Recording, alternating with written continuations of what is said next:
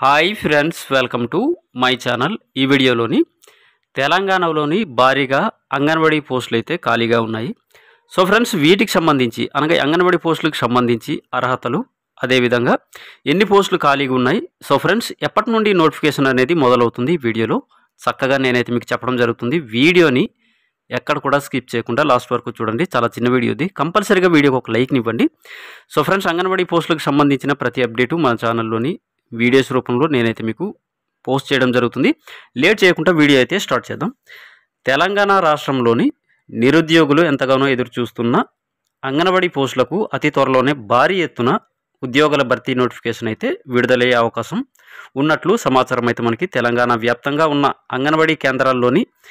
So friends, ఇక్కడ మనం ఖాళీ పోస్టులు చూసుకున్నట్టయితే దాదాపుగా 11,000 అంగన్వాడీ పోస్టులు అనేది ఖాళీగా ఉన్నట్టు మనకి సమాచారం అయితే ఉంది. దీనికి సంబంధించిన పూర్తి వివరాలు ఇక్కడ తెలుసుకుందాం. తెలంగాణలోని అంగన్వాడీ కేంద్రాల్లోని 11,000 అంగన్వాడీ పోస్టులు అనేది ఖాళీగా ఉండడం జరిగింది.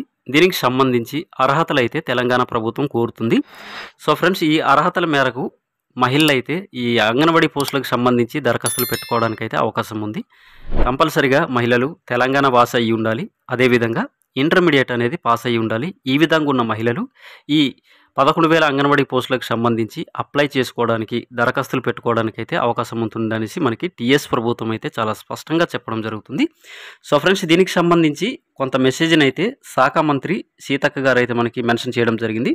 గ్రామీణాభివృద్ధి, స్త్రీ శిశు సంక్షేమ శాఖ మంత్రి సీతక్క ఇటీవలే వెల్లడించిన విషయం అయితే మనకి తెలిసిందే అంగన్వాడీ పోస్టులకు సంబంధించి.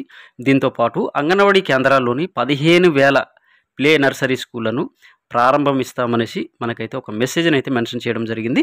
సో ఫ్రెండ్స్, దీనికి సంబంధించి ఈ తెలంగాణ అంగన్వాడీ ఈ పోస్టులకు సంబంధించిన అప్డేట్ అయితే మనకి ఈ విధంగా రావడం జరిగింది. చక్కటి అప్డేట్తో మళ్ళీ కలుస్తాం.